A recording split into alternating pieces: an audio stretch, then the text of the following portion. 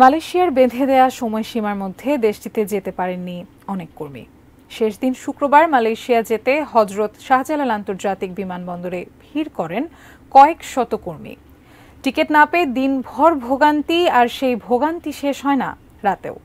আরো জানাচ্ছেন আমিনুল ইসলাম।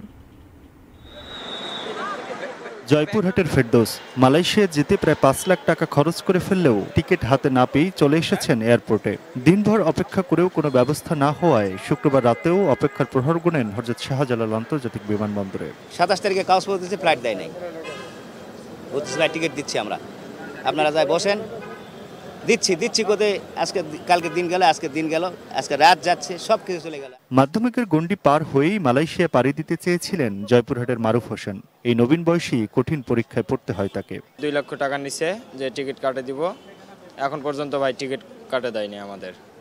আমাদের আসতে বলছে, এখানে বসতে বলছে যে আমরা টিকিটের ব্যবস্থা করতেছি। ভাই এখন পর্যন্ত আমরা এভাবে বসে আছি। ভিসা এবং অনুমতি থাকার পরও তাদের মতো করে আরও অনেকের মালয়েশিয়া যাওয়ার স্বপ্নভঙ্গ হচ্ছে টিকিট স্বল্পতা ও জালিয়াতির কারণে। নিজের শেষ সম্বল দিয়ে বিদেশে পাড়ি জমাতে বৃহস্পতিবার রাত থেকে অপেক্ষার শুরু তাদের।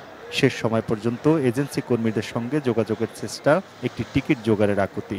আমাদের এজেন্সি ফোন বন্ধ করে রাখছে ভাই, ফোন ধরতেছে না ভাই, কি করবো মাথা ঠিক নাই ভাই।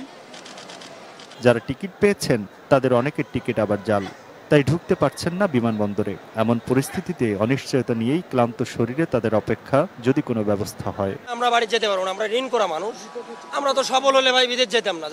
খাওয়া নাই, লোয়া নাই, 5 দিন, কেউ 4 দিন, কেউ 6 দিন, এরকম করে আমরা বোর্ডিংয়ে রয়েছি। কালকে যে টিকিট দিছে হিয়ারও পোস্ট টিকিট যেন এলো করে না।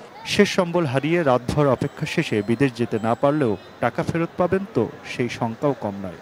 এখন এই টাকা কবে নাগাদ পাওয়া যাবে, কি আদৌ পাওয়া যাবে কিনা, সেটা একটা বড় বিষয়। গত 16 মে মালয়েশিয়া সরকার ঘোষণা দেয় 31 মের পর থেকে বাংলাদেশ সহ 15 দেশ থেকে কোনো কর্মী নেবে না তারা, আর এর ফলেই এই বিপত্তি।